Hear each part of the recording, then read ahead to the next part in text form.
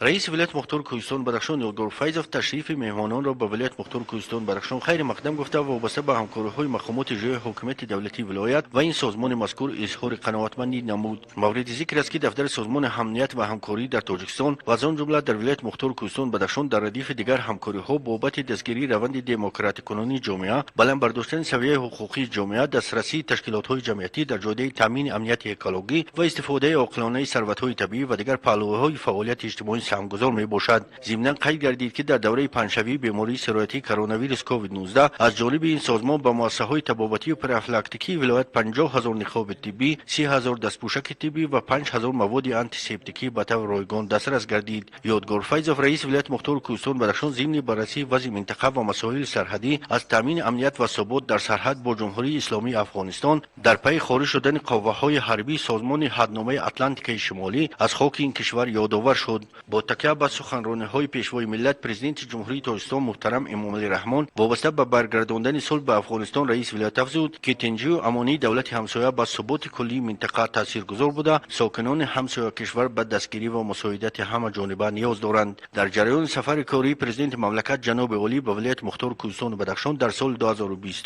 گروهی از ساکنان منطقه هممرز با تاجیکستان در ناحیه درواز از آن سوی دریای پنج با راهبر دولت ما جهت حل این و دیگر مسائل روزمره را مراجعت نموده بودند. تاجیکستان طی چند سال اخیر با ساختمان کوپروک و بازارهای نزد سرحدی و انکشاف روابط گوناگون در پس نمودن شدت اجتماعی در این کشور مساعدت کرده، محترم امامعلی رحمان از منبرهای بلند توجه جامعه جهانی را به حل قضیه افغانستان و هرچه تیزتر برگشتن صلح و آرامی به این کشور جلب می نماید. راهبر دفتر تاجیکستانی این سازمان والری کیور معلوم نمود که عین زمان این سازمان در همکاری با حکومت تاجیکستان بابت مسائل گوناگون فعالیت نموده ایستاده است. افضلیت بیشتر به تامین امنیت و ثبات منطقه داده شده. سازمان برای کارمندان نهادهای قدرتی سرحدی و نظامی کشور کورس‌های آموزشی تشکیل نموده، از لحاظ تجهیزات و تکنیک ضروری نیز کمک رسانده ایستاده است. با مساعدت سازمان مذکور در تاجیکستان اکادمی آموزشی وزارت مدافعه و قشون‌های سرحدی کمیته دولتی امنیت ملی تأسیس یافته، برای این نهادها بابت پیشبرد دیگر پهلوهای فعالیت نیز مساعدت کرده می شود. اینچنین در آینده نزدیک وابسته به تشکیل مرکز آموزشی برای کمیته حالت‌های فوق‌العاده و مدافع گردشدنی کارها آغاز یافتند. باید ذکر نمود که همه این کارها به خصوص برای ولایت مختار کوهستان بدخشان که سرحد طولانی با جمهوری اسلامی افغانستان داشته، از لحاظ به وقوع آمدن آفت‌های طبیعی یکی از منطقه‌های آسیب پذیر است دارای اهمیت خاصه می باشد.